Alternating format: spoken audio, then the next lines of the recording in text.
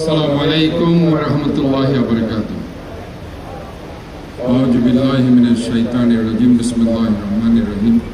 10 দিন ব্যাপী এই আন্তর্জাতিক এই শাহেদাদা কারবালা মাহফিলের আজকে যে 40 বছর যার মাধ্যমে এটা শুরু হয়েছিল, আমার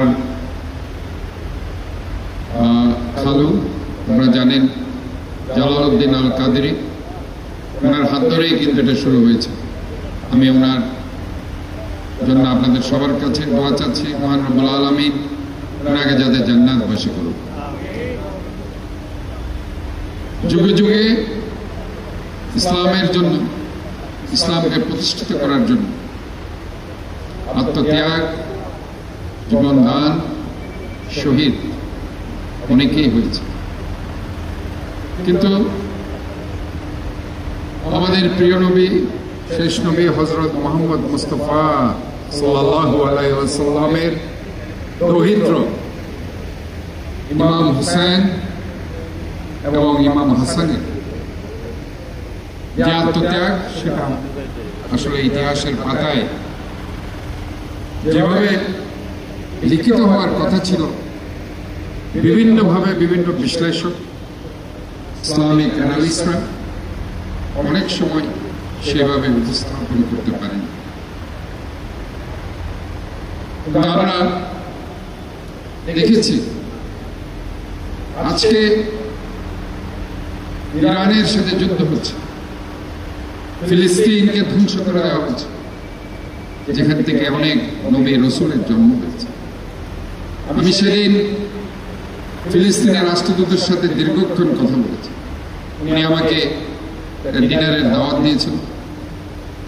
সেদিন সুফি মিজানুর রহমান সাহেবের সাথে আমার সাথে দেখা হয়েছিল। আমি বলেছিলাম যে আজকে ওনার দাওয়াত আমি যাচ্ছি। অনেক কথা হয়েছিল। উনি এটাই আফসোস যে আমরা সমস্ত মুসলিম রাষ্ট্ররা আজকে ঐক্যবদ্ধ থাকতে পারছি না। আজকে আমরা মুসলিম রাষ্ট্র আজকে ঐক্যবদ্ধ না থাকার কারণে এই ইহুদিরা, নাসারারা আজকে বারবার মুসলিমদের বিরুদ্ধে ষড়যন্ত্র করছে, তাদেরকে আজকে ধ্বংস করে দিচ্ছে। আমি হয়তো মনে করছি যে আমাকেই তো মারছে, আমাকে তো মারছে না, আমার আরেকজন পার্শ্ববর্তী রাষ্ট্রকে মারছে। কিন্তু আমরা বোকার স্বর্গে বাস করছি। আজকে আমাকে মারবে, কালকে যে চিন্তা করছে যে আমাকে মারবে না, পরের বার তাকে ধরা হবে। কাজেই এই চিন্তাটা আমরা কেন করছি না যে আমরা সবাই ঐক্যবদ্ধ থাকি? আজকে এইটাই আমাদের এই সময়ে মুসলিম উম্মাহকে ঐক্য করার জন্য, ঐক্যবদ্ধ করার জন্য, মুসলিম রাষ্ট্রকে ঐক্যবদ্ধ করার জন্য এই ধরনের কোন ইসলামী রাষ্ট্র নাই এখন পর্যন্ত আবির্ভূত হয়। আজকে এটা আমাদের জন্য খুবই দরকার। আজকে ইরান, আপনি দেখছেন কিভাবে তারা প্রতিহত করছে। সেভাবে ইরানকে কি আমরা সাপোর্ট দিচ্ছি সব মুসলিম রাষ্ট্রগুলো? আজকে ফিলিস্তিনে উনি যে বর্ণনা দিয়েছে, ফিলিস্তিনের খাদ্য সরবরাহ করার জন্য ইসরায়েলি সেনাবাহিনীদেরকে ঘুষ দিতে হয় ওই খাবার পৌঁছানোর জন্য। সৈন্য, যারা ইসরায়েলি সৈন্য আছে, তাদেরকে ঘুষ দিয়ে ওই খাবার পৌঁছানো।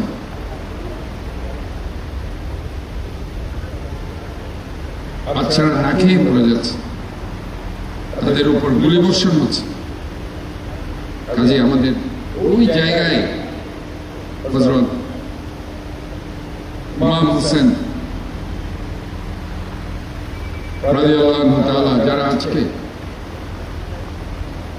শহীদ হয়েছেন এই ইসলামের জন্য, ওই ফরাত নদীর পাশে যুদ্ধ করতে করতে, যে যুদ্ধটা একদিন হবে পানির জন্য, ওই পানি বন্ধ করে দেওয়া হয়েছিল ফরাত নদী। এটা ইসলামের ইতিহাস, কোরআন, হাদিস সব জায়গায় বর্ণিত আছে। ওয়ার হবে ওই পানির জন্য। এই ফোরাত নদী সেদিনও পানি বন্ধ করে আমাদের নবী করিম সাল্লাল্লাহু আলাইহি সাল্লামের সমস্ত বংশধরদের সেদিন শহীদ করা হয়। ছোট্ট বাচ্চা জয়নুল আবেদিন ছাড়া সবাই সেদিন শহীদ হয়েছে। কাজে এখনো আমাদেরকে আজকের এই শাহাদাত কারবালাকে সামনে রেখে আমাদেরকে জাগ্রত করতে হবে। আমাদের যে সত্তা, আমাদের যে হার্ট, সেটা এখনো পর্যন্ত স্পন্দিত হচ্ছে না। আমাদের হার্ট আছে, কিন্তু সেটা শ্বাস নেওয়ার জন্য, রক্ত সঞ্চালনের জন্য, কিন্তু মুসলিম উম্মাহকে জাগ্রত করার জন্য ওই ধরনের হৃদয় সংবলিত পুরুষ আমাদের দরকার।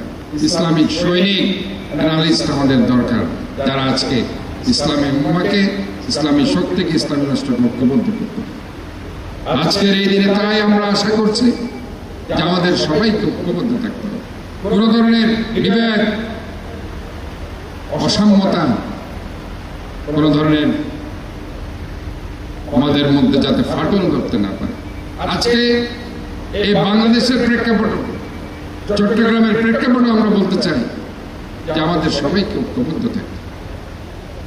বিভিন্নভাবে এই ঐক্যবদ্ধতার মধ্যে ফাটল ধরানোর বিভিন্ন জন বিভিন্নভাবে চেষ্টা করবে, কিন্তু সবাই এটা খেয়াল রাখবেন যে ঐক্যবদ্ধতার জায়গায় যদি আমরা না থাকি, বিভাজন যখন হয়ে যাবে, আলটিমেটলি গিয়ে যে উদ্দেশ্য নিয়ে আমরা কাজ করছি সেই উদ্দেশ্যটা সফল হবে।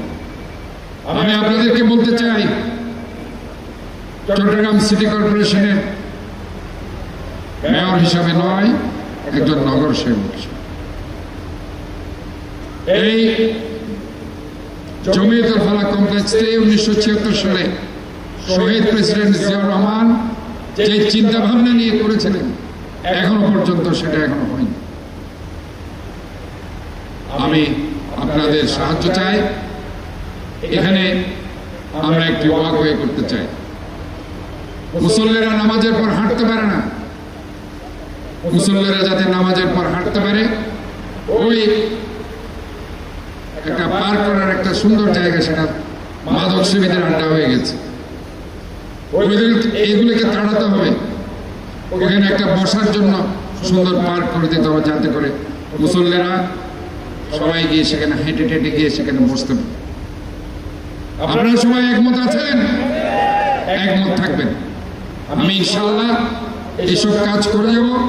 ইসলামিক ফাউন্ডেশনকে এখানে কোনো কর্মকর্তা থাকলে তারাও শ্রবণ করুন, মনে রাখুন এই কাজগুলো আমি করব, আপনারা এই কাজে বাধা দিবেন না। জনগণের সেবা করার জন্য ইনশাআল্লাহ আমি কাজ করার জন্য নেমেছি। আমি এই কাজগুলো করে ইনশাআল্লাহ জনগণের সেবা করতে চাই। আমি চাই এখানে যারা আছে, এটা একটা অনিন্দ সুন্দর একটা কমপ্লেক্স হোক।